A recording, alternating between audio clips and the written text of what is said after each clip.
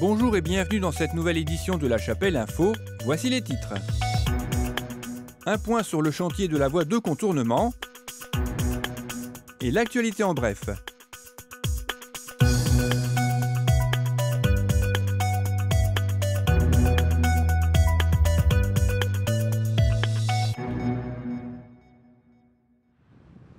Démarré mi-2012, le chantier de la voie de contournement de La Chapelle est bientôt terminé.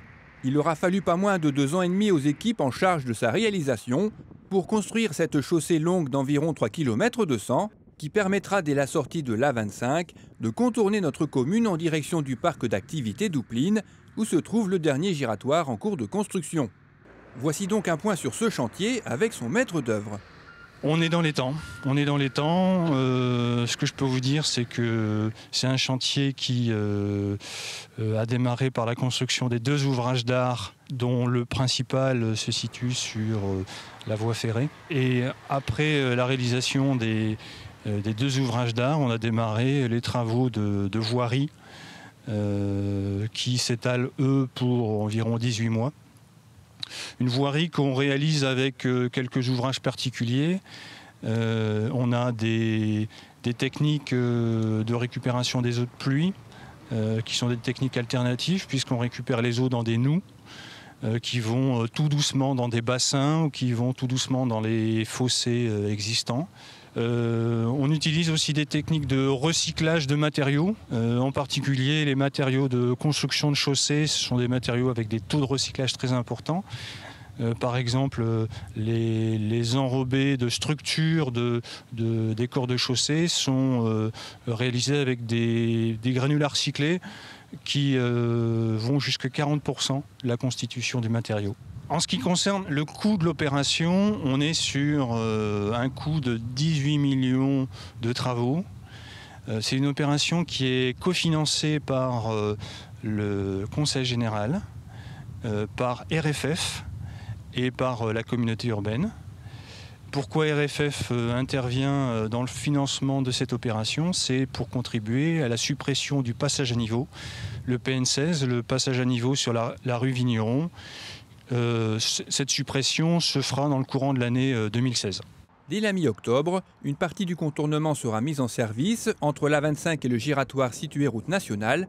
Pour le reste, il faudra encore patienter jusqu'en décembre 2014.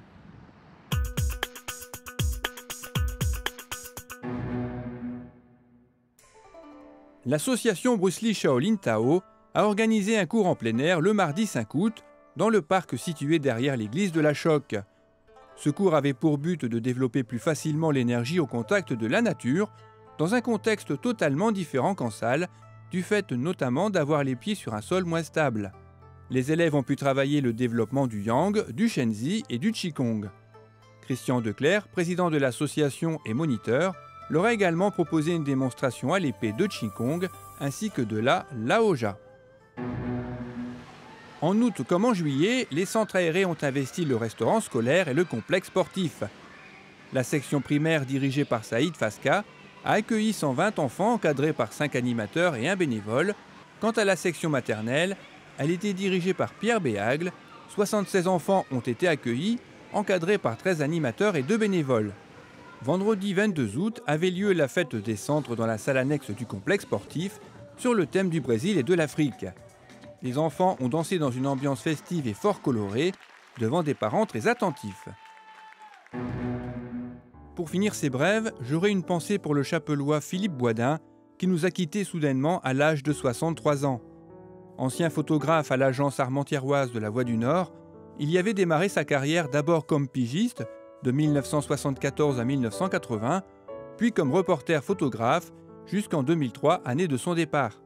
C'était quelqu'un d'une grande gentillesse et d'une forte sensibilité qui aimait les gens au travers du regard qu'il portait sur l'actualité et de ceux qui la faisaient.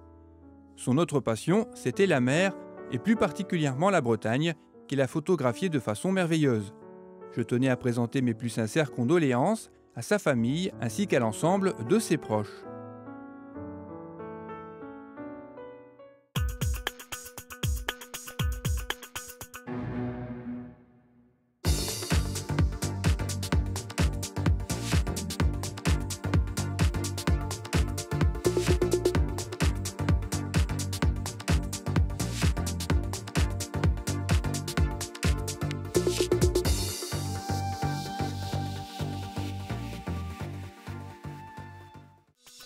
Cette édition est maintenant terminée. Merci de l'avoir suivie.